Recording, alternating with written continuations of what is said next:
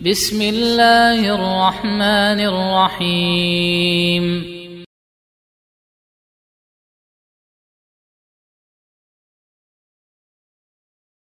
Berdasarkan ajaran syariat dan berdasarkan akal sehat. Tidak setiap orang berhak berbicara dalam urusan apapun kecuali ahlinya. Apalagi terkait dengan urusan agama, terkait dengan munculnya aliran-aliran.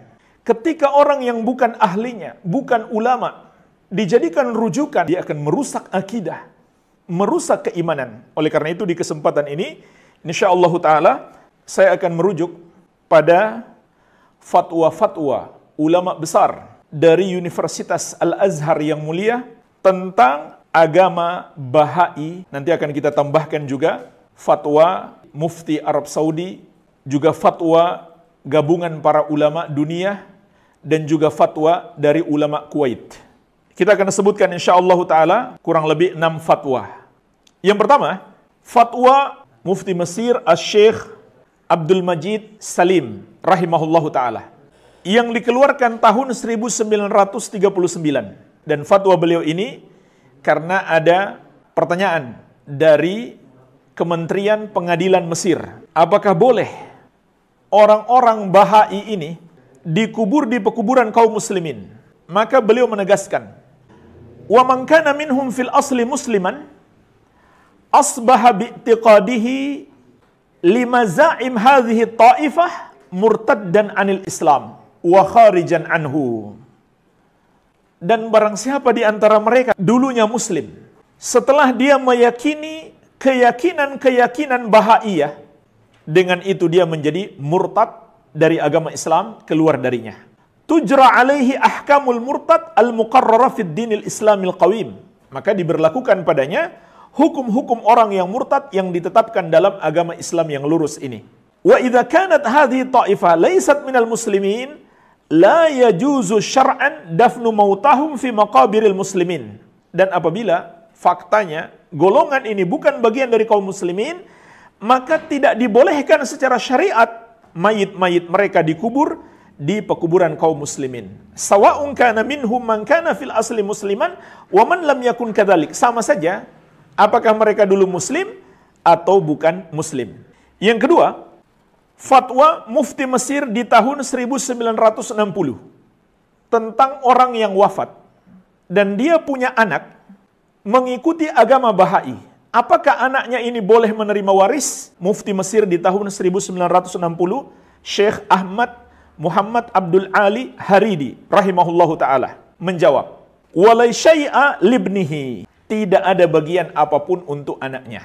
Iwadalladzi i'tanaqal Bahaiyah qabla wafati walidihi. Karena dia telah memeluk agama Bahaiyah sebelum wafat orang tuanya.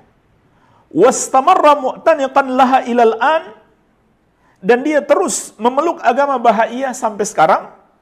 Li'annahu bi'tinaqihi limadhabil Bahai yakunu murtaddan anil Islam. Karena ketika dia memeluk madhab Bahai, dia menjadi murtad, keluar dari Islam. Wal murtad la yarithu ahadan min aqaribihi aslan kama huwa mansusun alaihi syar'an. Dan orang yang murtad tidak boleh mewariskan dari keluarganya yang muslim sebagaimana telah ditegaskan dalam nas-nas syariat.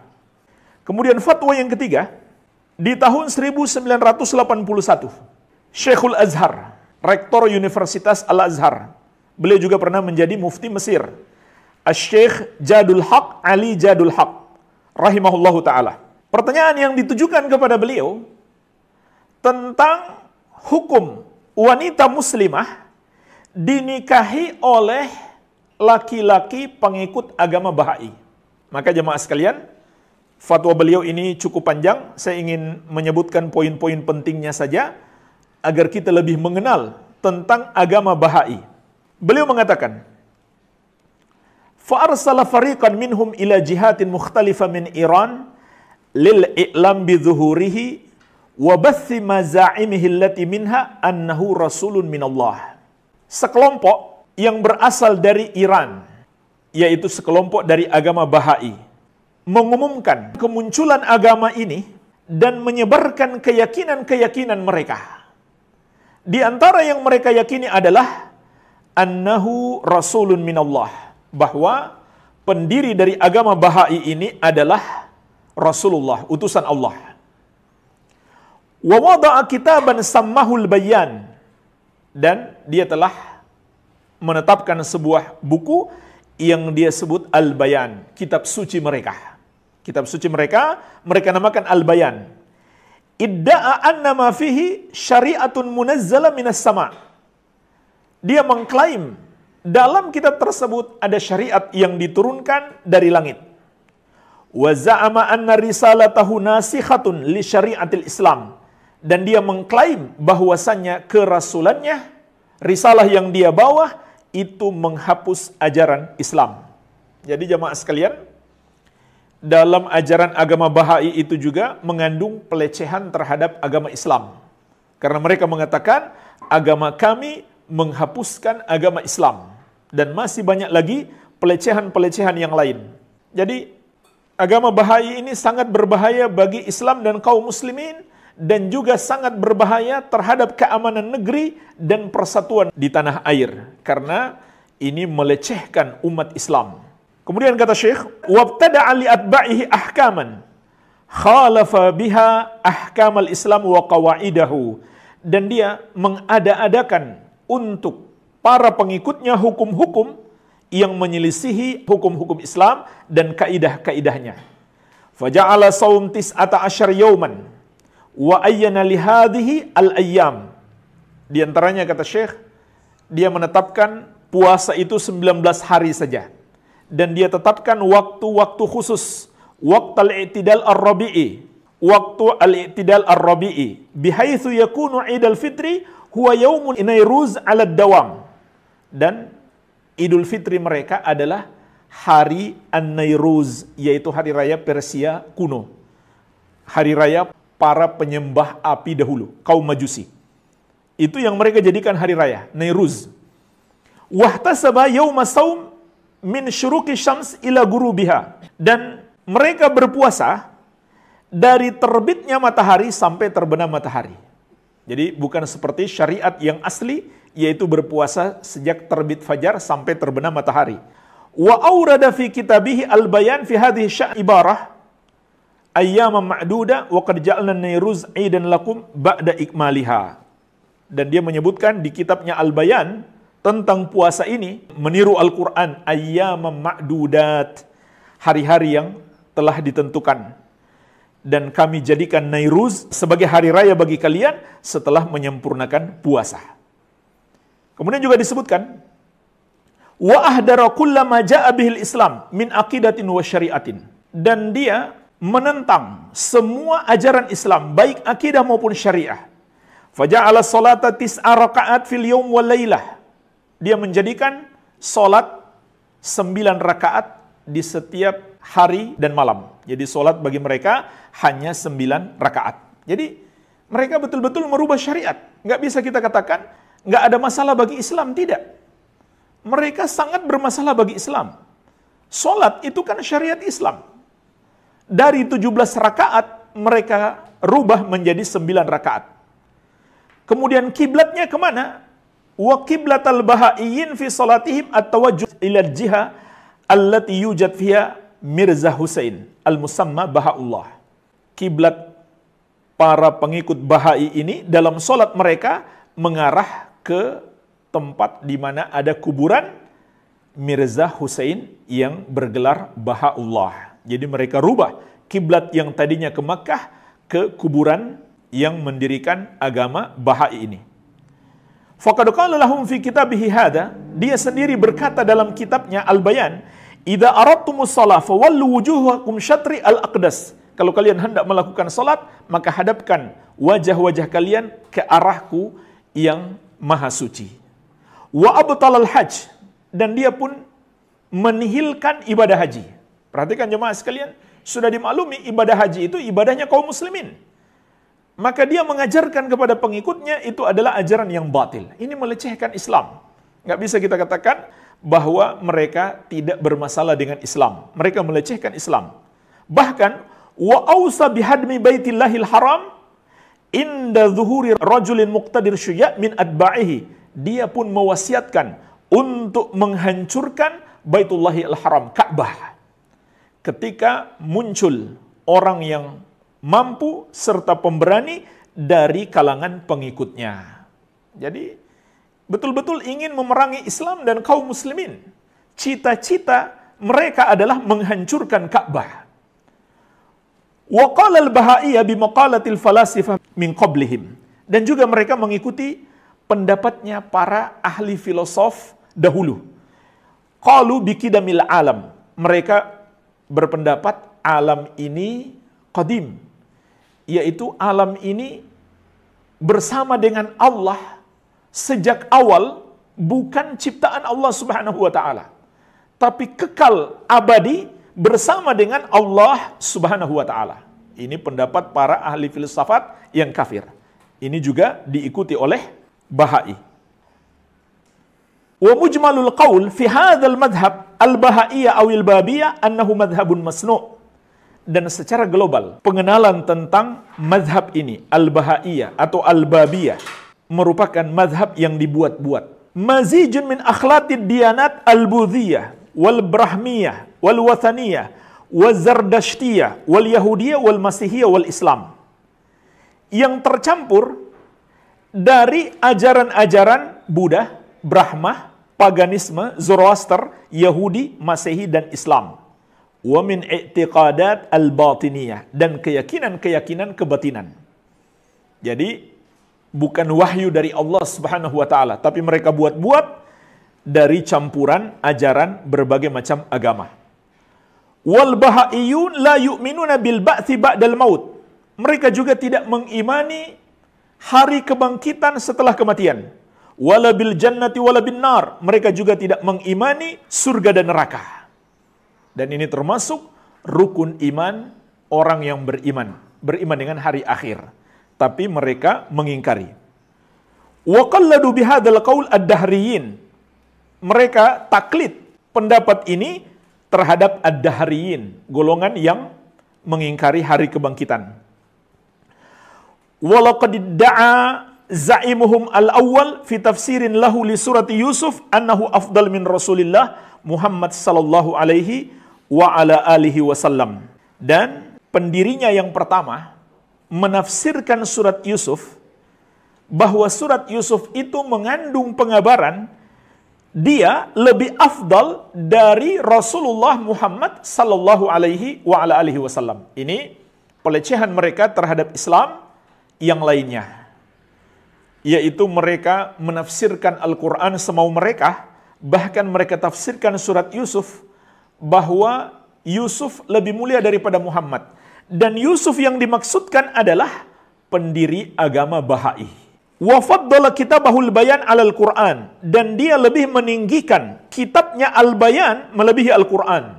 Jadi dia mengatakan Al-Bayan lebih mulia daripada Al-Quran. Al-Quran kalamullah, kitab Allah, kalamullah yang paling tinggi, tapi dia lecehkan sebagai ucapan yang rendah. Wahum bihadza la ya'tarifuna binubuwati sayyidina Rasulillah Muhammad sallallahu alaihi wasallam wa annahu khatamun nabiyyin. Dan dengan ini mereka tidak mengakui kenabian nabi kita Rasulullah Muhammad sallallahu alaihi wasallam, dan juga tidak mengakui bahwasanya beliau sebagai utusan Allah Subhanahu wa taala yang terakhir, sebagai rasul yang terakhir. Kemudian beliau memberikan kesimpulan, wa bihadza laisu minal muslimin. Oleh karena itu mereka bukan termasuk kaum muslimin, li'anna amatal muslimin kakhasatihim yu'minuna bil Qur'an kitaban min indillahi wa bima jaa fihi min qaulillahi subhanahu. Karena seluruh kaum muslimin, baik umumnya maupun khususnya, beriman kepada Al-Quran sebagai kitab yang datang dari Allah dan beriman kepada seluruh isi Al-Quran. Di antaranya Allah menegaskan di surat Al-Ahzab ayat 40, "Makana Muhammadun aba ahadi min rijalikum walaki Rasulullahi wa khataman nabiyyin." Tidaklah Muhammad itu bapak salah seorang laki-laki di antara kamu, akan tetapi dia adalah utusan Allah dan penutup para nabi.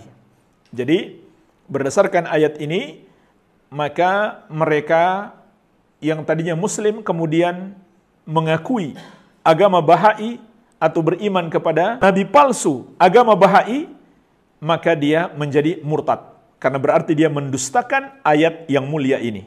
Kemudian beliau mengutip penjelasan Imam Al-Alusi, salah seorang imam ahli tafsir. Lihadhil ayat annahu qad dhahara fi hadzal asr isabatun min gulati syiah laqabu anfusahum bil babiyah. Terkait dengan penjelasan ayat ini, surat Al-Ahzab ayat 40.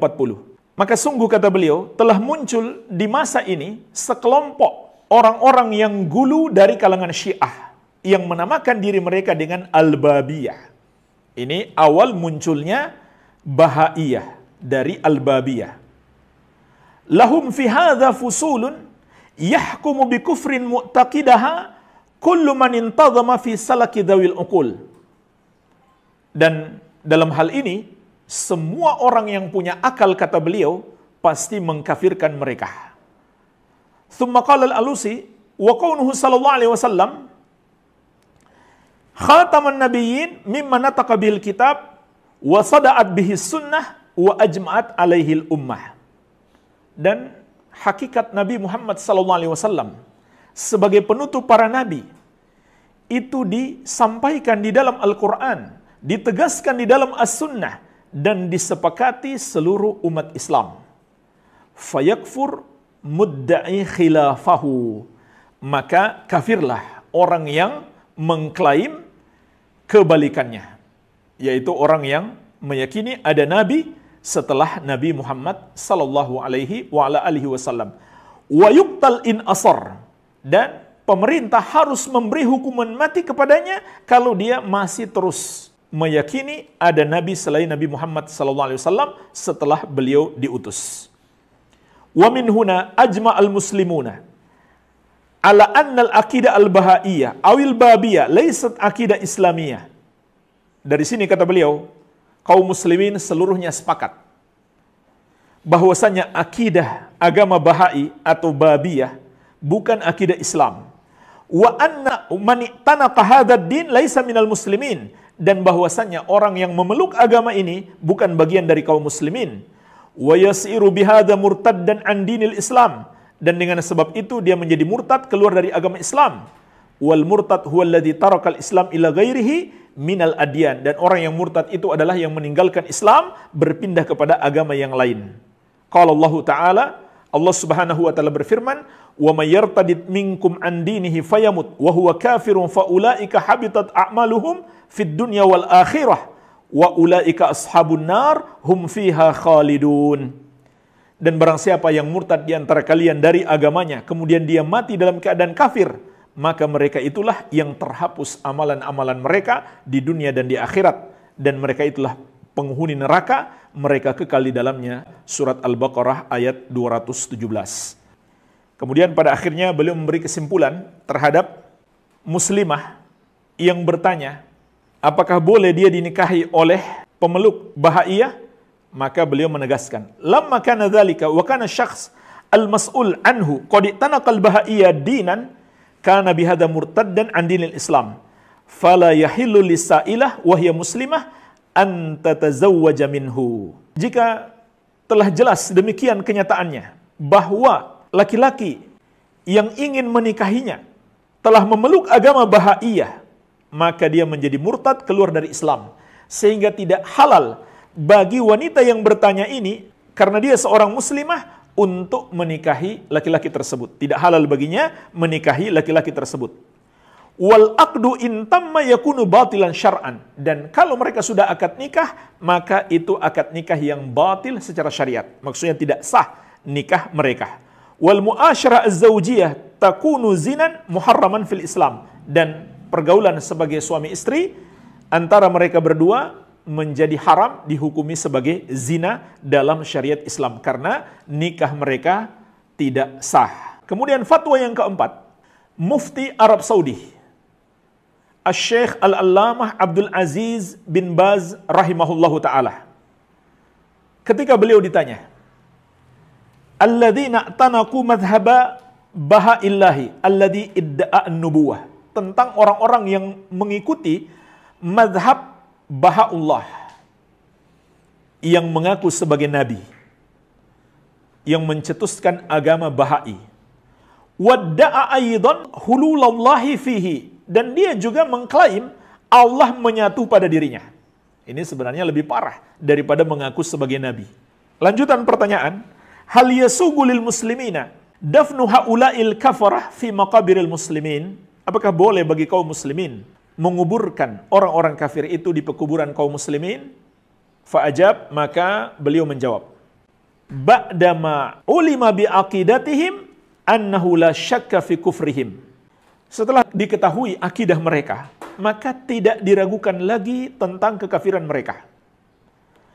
La yajuzu dafnuhum fi maqabiril muslimin, maka tidak dibolehkan mereka dikubur di pekuburan kaum muslimin. Li'anna man idda'an nubuwah ba'da nabiyyina Muhammad sallallahu alaihi wasallam fahuwa kadhibun wa kafirun bin nassi wa ijma'il muslimin.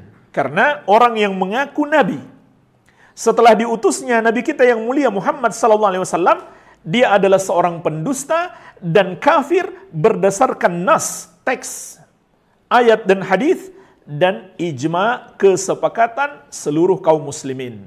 Tidak ada perbedaan pendapat. Maka kalau ada orang yang mengaku muslim lalu dia berbeda pendapat, dipertanyakan keislamannya. Wa hakadha man idda'a anna Allah subhanahu wa ta'ala fihi au fi ahadin minal khalqi fahuwa kafirun bi ijma'il muslimin. Begitu pula kata Syekh, orang yang mengklaim Allah menyatu dengannya atau salah satu makhluk dapat menyatu dengan Allah, maka dia kafir menurut kesepakatan kaum muslimin.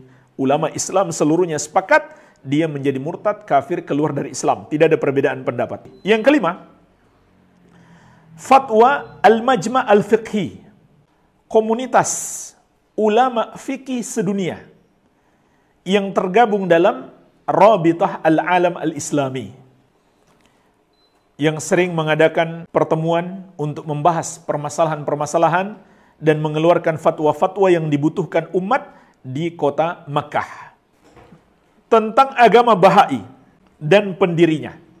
Wa qad qama al-bab wa atba'uhu bi ta'wilatin li ayatil Qur'anil azim ghayata fil gharabah wal batiniyah bitanziliha ala ma yuwafiq da'watihi al-khabithah.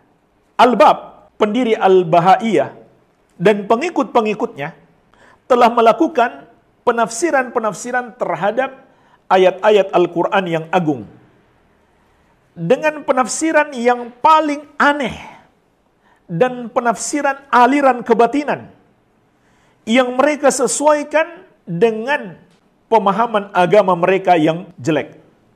Jadi jemaah sekalian, di antara bentuk pelecehan mereka terhadap agama Islam adalah menafsirkan Al-Quran semau mereka. Nanti bisa dilihat dalam sebuah kitab yang berjudul Firaq Mu'asirah yang ditulis oleh Syekh Dr. Ghalib bin Ali Al-Iwaji tentang penafsiran-penafsiran mereka terhadap ayat-ayat Al-Quran mengikuti pemahaman mereka yang rusak.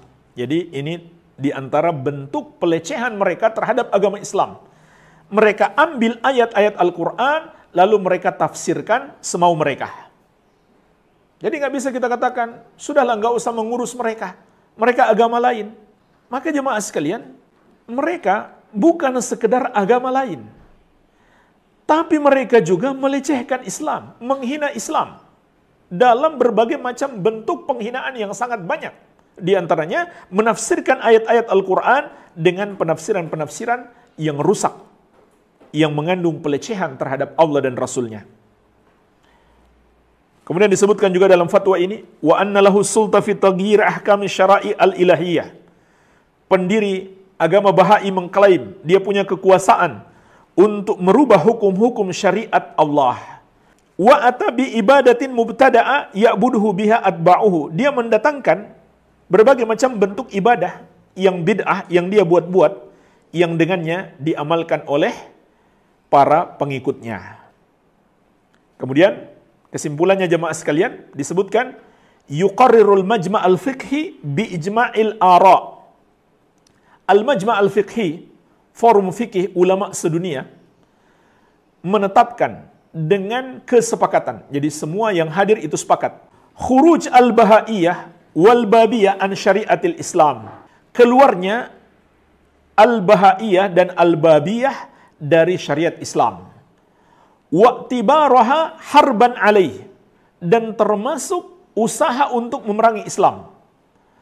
Wa kufru atba'iha kufran bawahan safiran la ta'wila lahu. Sedangkan kekafiran para pengikutnya adalah kekafiran yang jelas, yang tidak mungkin ditakwilkan lain. Wa innal majma' la yuhaddir al-muslimin fi jami'i biqa'il ard min hadhi'il fi'ah al-mujrimah al-kafirah. Dan juga forum ulama fikih sedunia memberi peringatan kepada kaum muslimin untuk berhati-hati dari golongan perusak yang kafir ini, dimanapun kaum muslimin berada di seluruh muka bumi ini.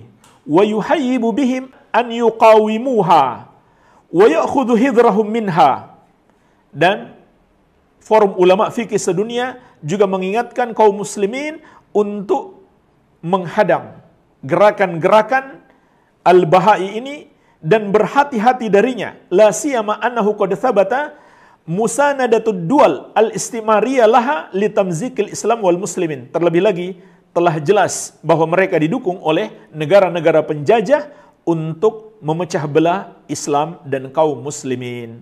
Dan inilah jemaah sekalian, hakikat agama Bahai ini didirikan dengan dukungan penjajah. Iran ketika itu dijajah oleh Inggris dan Rusia punya peran yang sangat besar. Maka pendirian agama Bahai ini tidak lepas dari bantuan dan campur tangan Inggris dan Rusia. Sama dengan agama Ahmadiyah di India untuk melemahkan perjuangan kaum muslimin, penjajah Inggris ketika itu mendirikan agama Ahmadiyah. Kemudian yang keenam, fatwa dari Dewan Fatwa yang berada di bawah Departemen Agama Kuwait tentang golongan Ahmadiyah dan Bahaiyah. Kullu firqatin au fardin au jama'atin minal jama'at tunkiru ma'ulima minad din bid-darurah tu'tabaru murtaddah anil Islam.